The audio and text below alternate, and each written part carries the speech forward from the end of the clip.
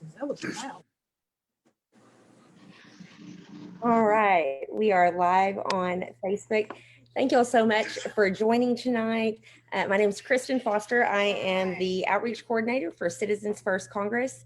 And we are joined tonight with 4 panelists to discuss issue 3, which will be on the ballot coming up. Early voting starts next week, right? It's any day now.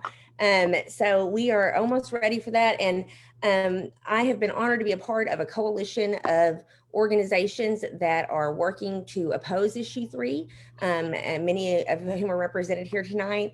The members of this coalition are Arkansas Advocates for Children and Families, Arkansas Education Association, the Arkansas Public Policy Panel, Arkansas Strong, Arkansas United, Citizens First Congress, the NAACP Arkansas State Conference, League of Women Voters of Arkansas, and other interested individuals. So we have a vast coalition that's been working hard on this. And for anyone who's not familiar, just real briefly, I'll run through issue 3 and then turn it over to our panelists to talk more. Issue 3 was referred by the legislature in 2019. This has several different components to it, but for me, some of the most concerning are that it more than doubles the number of counties that citizen-led initiatives would have to reach to get signatures, while also decreasing that time period to collect signatures by over 6 months. So there are several different issues to this, but those 2 are 2 of my biggest concerns. And overall, the real issue with CP3 is that it takes power away from everyday Arkansans and gives it to lobbyists, special interest groups, and politicians. And in Arkansas, the people rule. We've had a long tradition of that. And so tonight we're here to hear from folks who know a lot more about it than me about all of the reasons issue 3 matters. So I'll turn it over to our panelists here. If you're watching on Facebook, please feel free to drop questions in the comments. If you're on the webinar, you can drop questions in the Q&A. Please share the stream on Facebook and help inform our state about this important issue. So Emily, would you like to get us started with introductions and why you're here being a part of this? Sure. So thank you so much for having me. My name is Emily Kearns, and most recently I was working on a ballot initiative that was being sponsored by a group called Arkansas Voters First. It was an initiative that was incredibly close to my heart because what it was doing was talking about the issue of gerrymandering and creating an independent redistricting commission to look at that issue. And that issue was defeated in Arkansas Supreme Court, but we have not given up. And in order to keep my beloved initiative moving forward, we have to make sure that there is still an opportunity to bring it up again in another few years. So defeating issue 3 is incredibly important to groups like mine that are trying to push forth these issues that are important to citizens, everyday Arkansans who are just looking to create a fair table for everyone, to create opportunities for everyone. This is incredibly important for citizens to have an opportunity to have a voice and in their legislature, in the process. Since September of 2019, there have been more than 14 legislative bills concerning ballot measures here in Arkansas. We've got to put an end to this, guys. This ballot measure, if it is successful, is going to make it really hard and really expensive to get things on the ballot. It's going to expand the number of places where you have to get signatures. Can you imagine the costs that small organizations are going to incur? It's going to, frankly, just make it cost prohibitive. And, one of the things that we notice in our experience in trying to get redistricting on the ballot, this was an incredibly important part of it, was this cure period. So the cure period, if you've tried to push a bill, one of these initiatives through before, you're familiar with it. This is that time in which you have a chance to fix stuff. So when you submit everything in and it gets looked at, and then they may see some problems, or they'll say, well, you're a few signatures short here. You have this period to rectify those issues.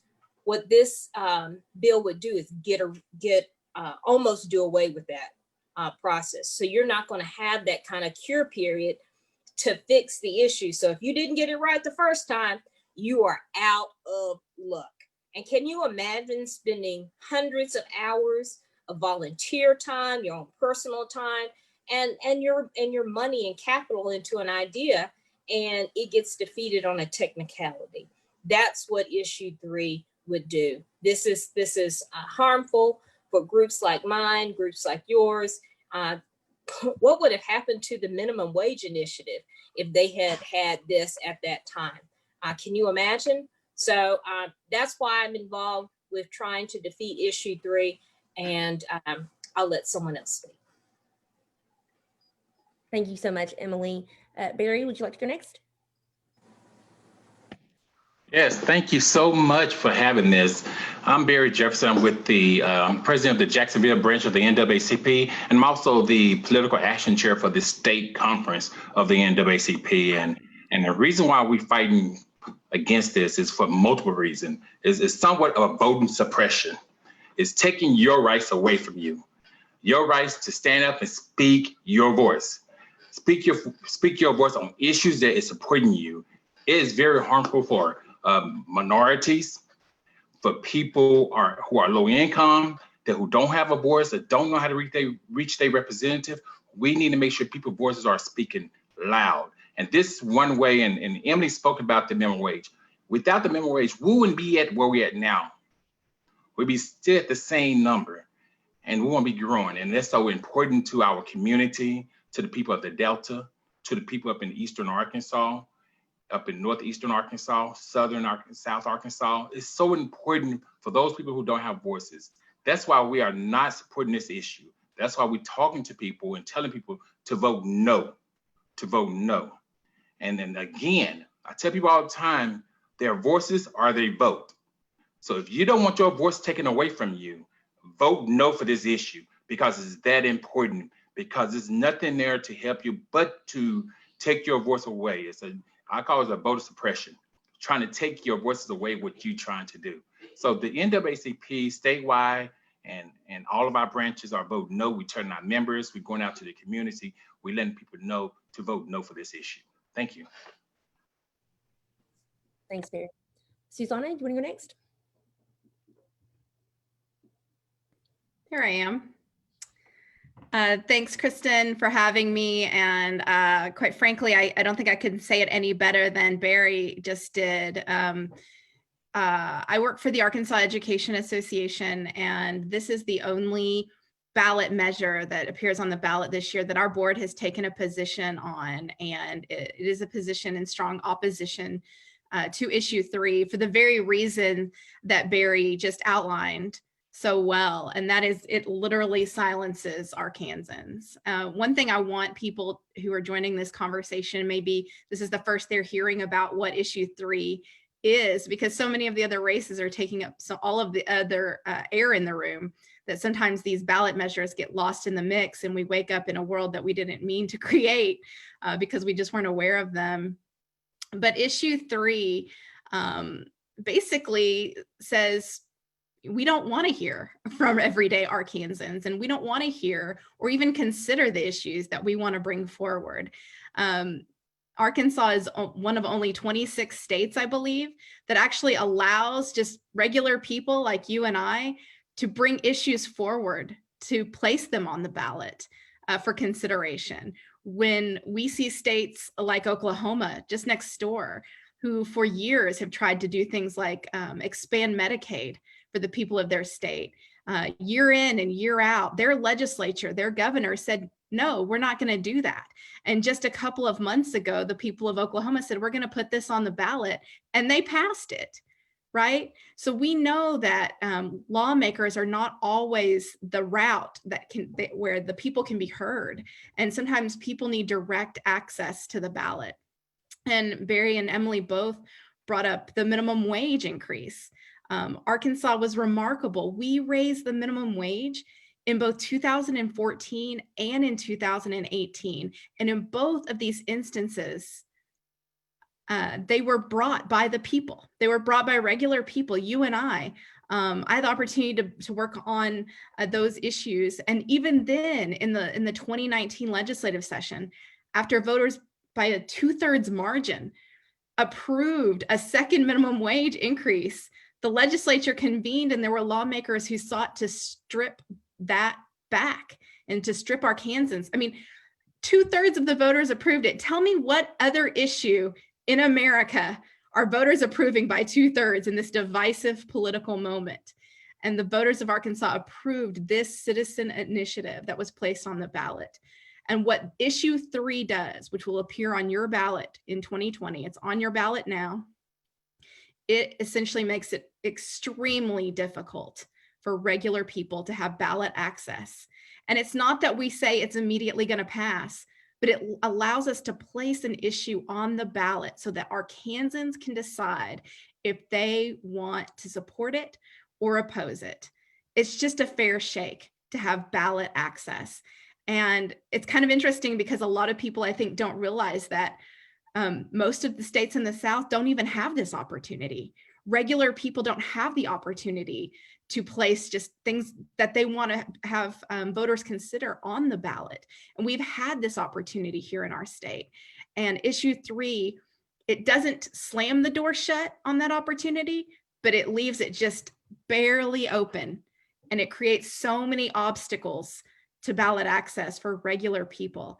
And when you think about the fact that big money interests are pushing this, they don't want to pay workers more, right? They don't want to do a lot of the things that voters in Arkansas have recently approved. And so this is a mechanism by which they can limit that ballot access and limit the voice of regular Arkansans. So that is the reason why the Board of the Arkansas Education Association and so many other broad-based members of this coalition have taken a position of opposition, because it does really take away in large part that right of ballot access that we as Arkansans have. And again, only about half the states in America even have that right or that opportunity in their states. And we need to ensure that we will have that moving forward. So thanks for having me, Kristen. Thank you, Susanna. And Clark, last but not least, would you like to introduce yourself? Absolutely. Thank you, Kristen, for having me here. And it's an honor to be in this group with Emily and Susanna and Barry, all good people. And it's tough for me to add to what they've said, because they've all said it so well. And Kristen made a reference to the fact that the people rule, and that's the Arkansas state motto in Latin Regnant Populus. That means the people rule. And as they've all said, this is an effort to take away the ability of the people to rule what the law is in Arkansas. I'm a former state representative, served 2 terms in the House, and I'm running for the Senate this year, which I guess is what gets me on this panel with these esteemed group of people. But having had that experience in the State House, I think gives me particularly insight as to why something like this is absolutely necessary.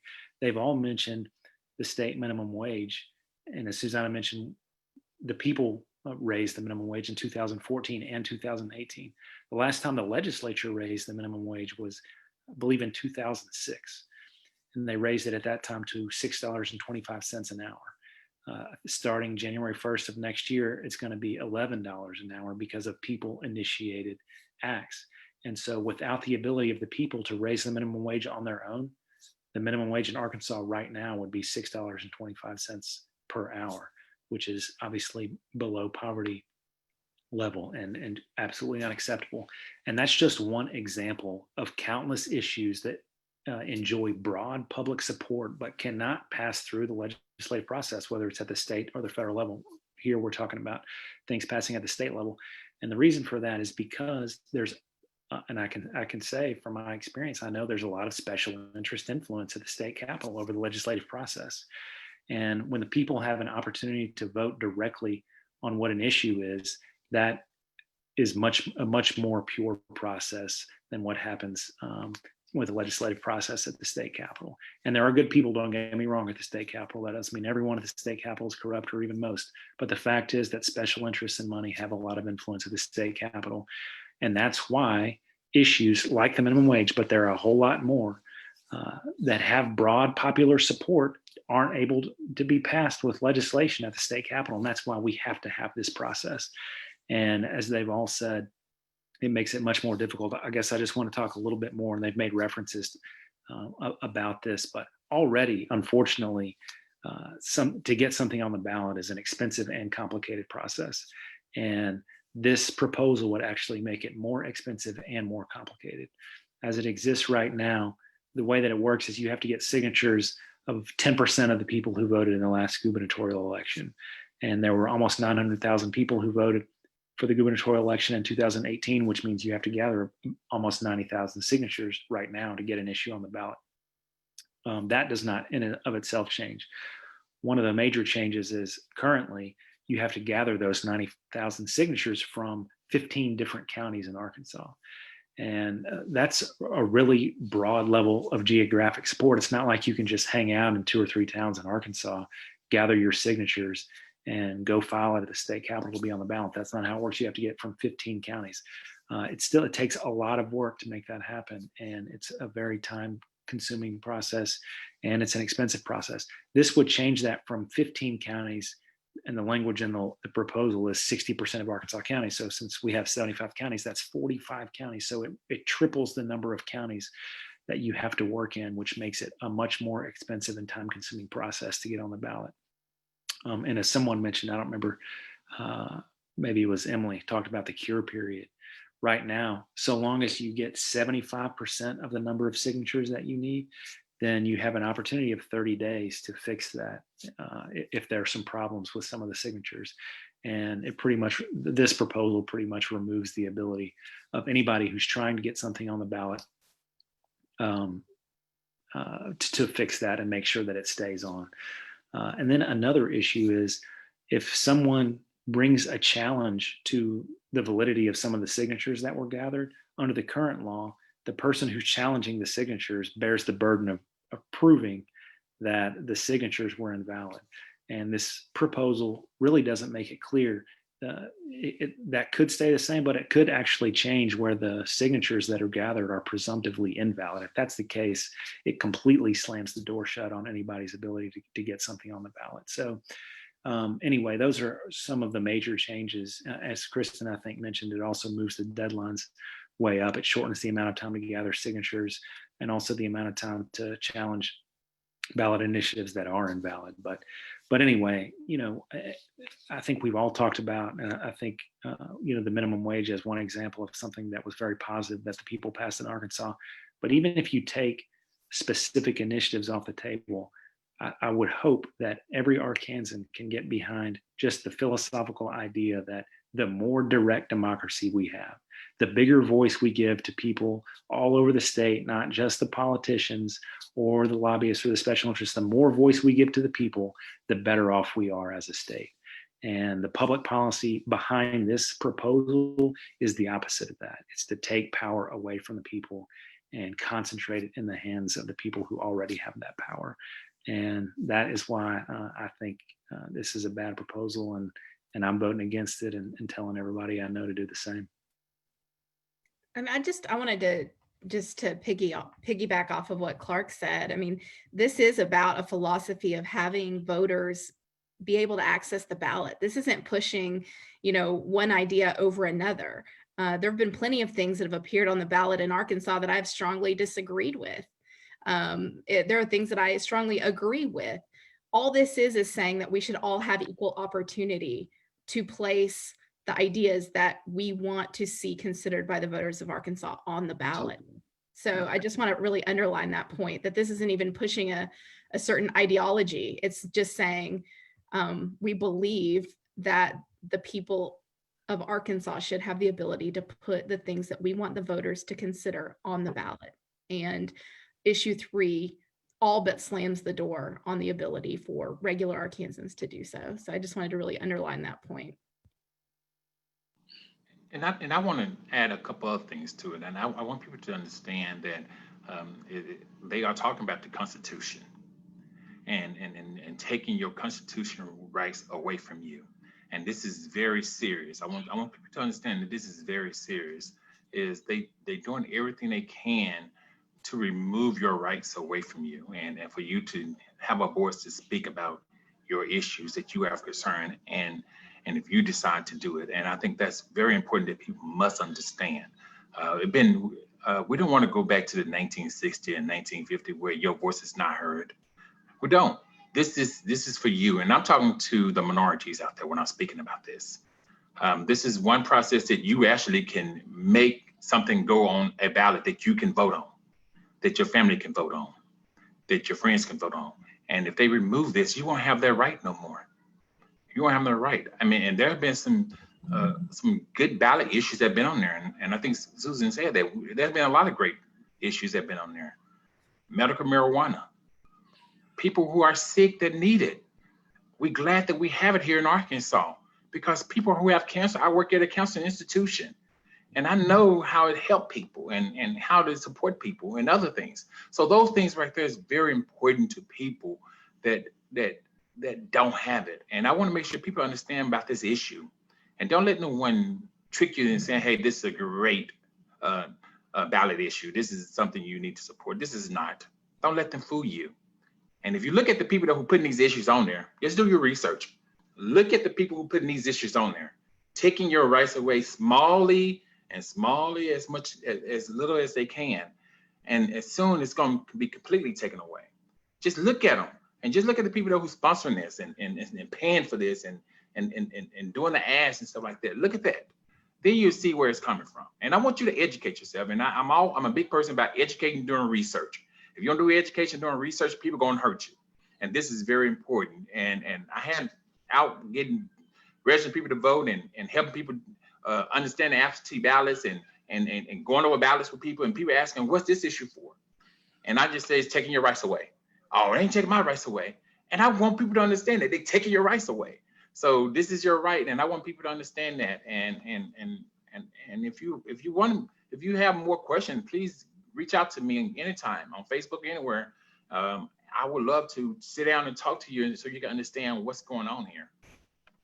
And I agree with Barry. I love when people send me messages about voting, have voting questions, because I think one thing that the reason this discussion is so important is because I think there's so much focus on voter registration, as there should be, because that's the first step, but voter education is the next step. And that's what this conversation is about. And it's so important to be armed with all of that information, and particularly in a presidential year when we have so much air being taken up by the presidential election. Like suddenly we've changed our state constitution and we just showed up to vote for the president and we didn't even know what we were doing. And so I think that's why these type of voter education conversations are critical. So I really appreciate Barry's comments, and I also will offer to help any voter who's confused about this, because this is not a partisan issue. This is about just silencing regular folks. Since 1940, well, first of all, I should say that the people of Arkansas have had this right to bring their own issues to the ballot for 100 years in Arkansas. And I only have data going back to 1940, but since 1940, there have been 87 issues placed on the ballot by the people of Arkansas. And, I don't know what all 87 of them are. And as Susanna was saying earlier, I'm confident I would agree with some and disagree with some too. And that's okay. That's the point. That's what democracy is about. And in this case, it's about giving the people the right, the ability to bring the issues to the ballot that the legislature won't act on, or for whatever reason the people feel strongly enough about to put on the ballot themselves. And that's what this is about. It's about empowering the people of Arkansas and not taking that power away and concentrating it in the hands of those who already have that power. Thank you. Yeah. Folks. Right. Oh, I wanted to, Emily, please go ahead. Well, I just wanted to add one last thing. I agree with everyone.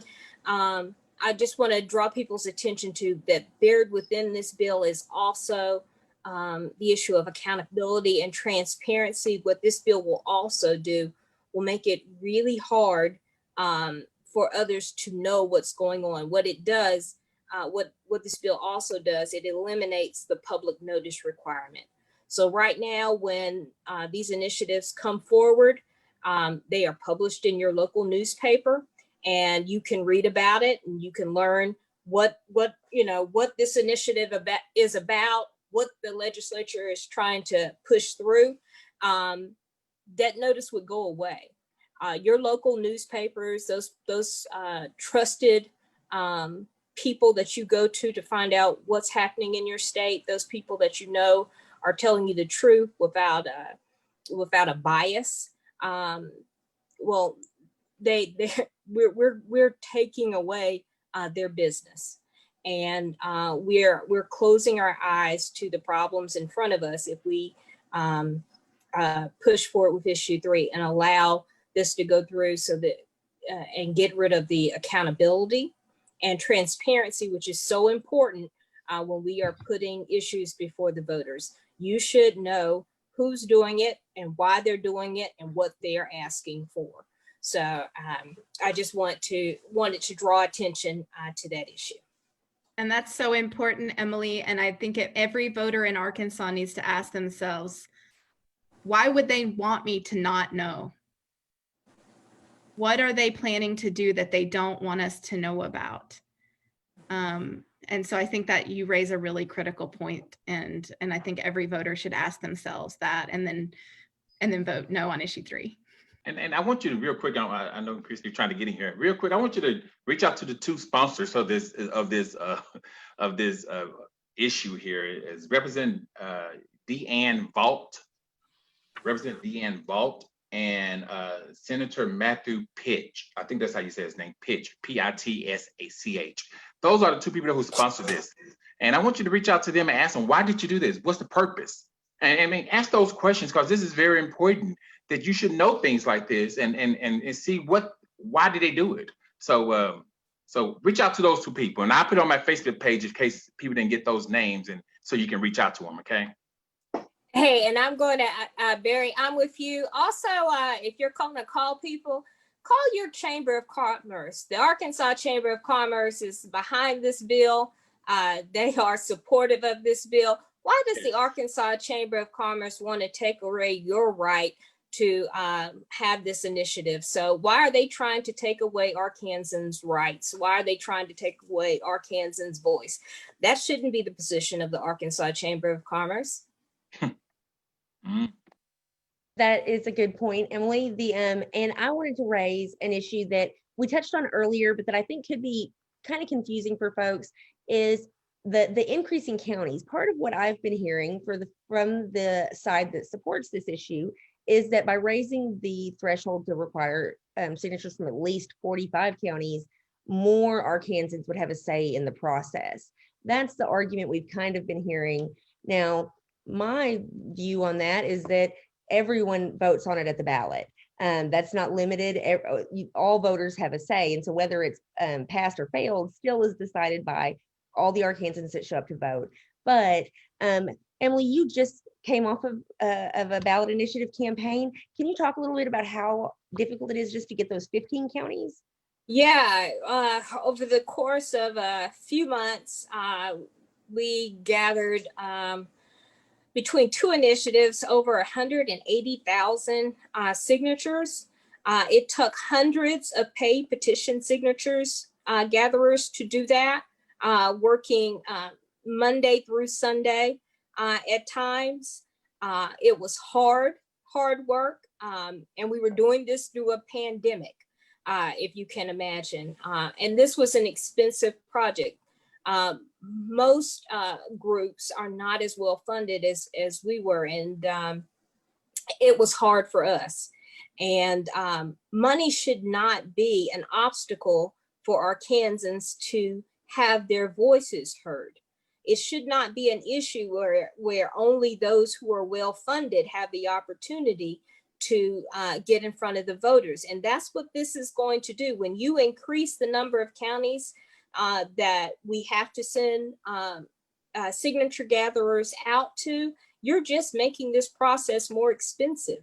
I don't think anyone is not being heard, because as Kristen said in the very beginning, everybody gets the opportunity to vote on this in the end. So people will be heard, but the cost is tremendous in both time and financial resources. And I don't think that's the way the writers of the Arkansas Constitution, I don't think this is what they meant when they wanted to make this process open for the everyday Arkansan. You shouldn't have to be a multimillionaire to get something passed.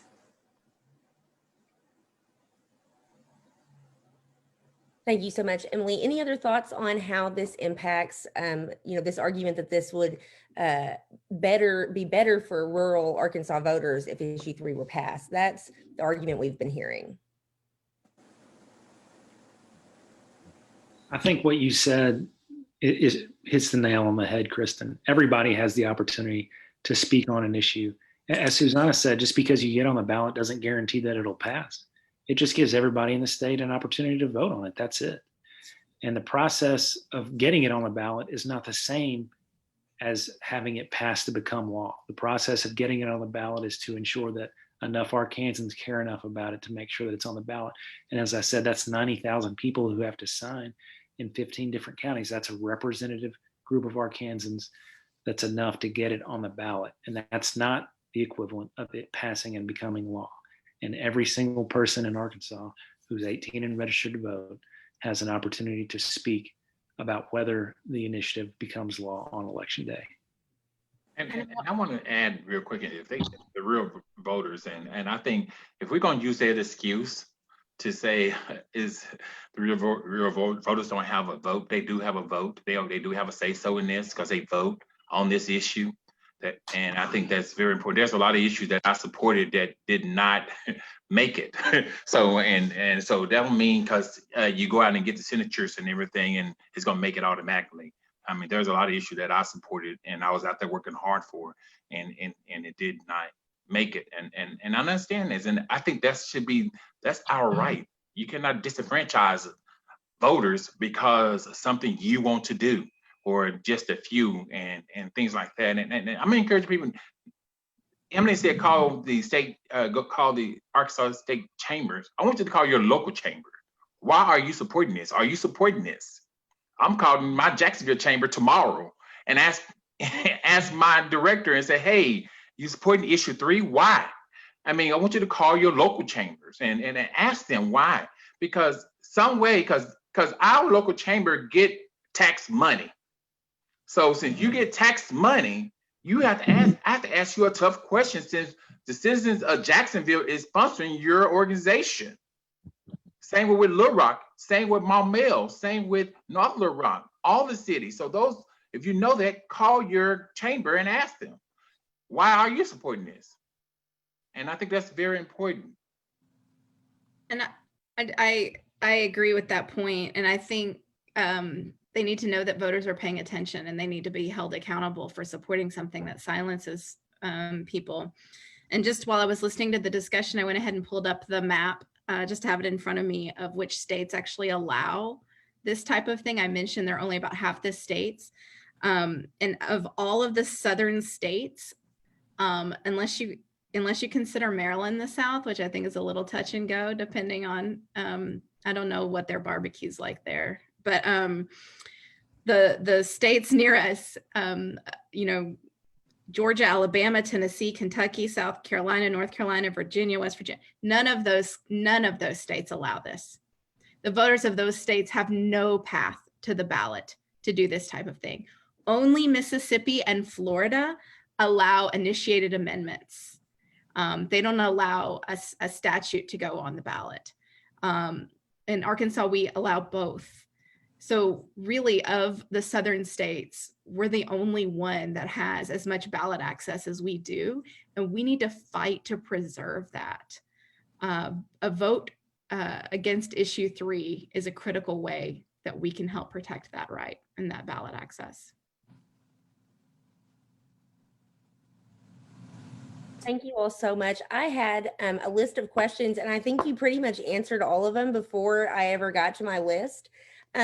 But we do have some pretty big TV coming on tonight around the presidential election that we don't want to expect people to spend more time with us on necessarily. So I wanted to take just a few minutes before we wrap up. And if there's anything else y'all want to touch on or make sure that people hear and know about, that just to take a couple minutes and do that before we close up. Real quick, I just want to make sure people understand that this is important. And I want to make sure people understand that early voting is in less than 4 days. For 4 days, October the 19th. Expect the line's going to be long. So I want you to be patient. Don't give up. Get out there and vote because we need this issue voted down. And also we want you to vote for other people. And I tell people, you start from bottom on up. Local elections are important. We got a great guy as Clark who's running for senator. We need people like him at the Capitol. We need people like him at the Capitol. That's why local votes matter. We got a Little School Board election. First time in 5.5 years or more, going on 6 years. We need to get people elected so people can have a voice on the school board. We have a lot of great things that's going on here in Arkansas. I mean, a lot of great elections that's going on here in Arkansas that I want to make sure you pay attention to. But I want your voice to speak loud and clear through your vote. If you complain about it, if you went out protesting and did all that, good. I was out there with you protesting. I was out there with you fighting. But now it's time for us to show our voice by voting. So I need you to get out there and vote this issue down. Go out there and speak your mind and be patient. If the line's long, be patient. It's not too late to get an absentee ballot, October the 27th. You have until October the 27th. But go out and vote. You have 4 days left. God bless you. Thank you, Kristen. Thank you, everybody. I enjoyed it. Okay, this is Emily. What I'd like to say is you don't have to be a politician to change the stars for Arkansas. All you have to do is vote down issue 3. This is a bad initiative. This initiative robs you of your voice. This initiative changes the future of Arkansas. I'm not originally from Arkansas. I'm actually from the great state of North Carolina. And one of the things that I found when I moved here that I came to love most about this state was the fact that citizens really had the opportunity to shape the government, to shape the future for Arkansas in a real way. These initiatives are how regular folks, you don't have to be a politician, you don't have to be a multimillionaire. This is how real people change policy, change government. Don't let them take this away from you. You've had this for over 100 years.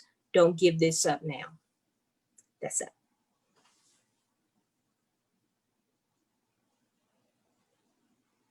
I can't say it any better.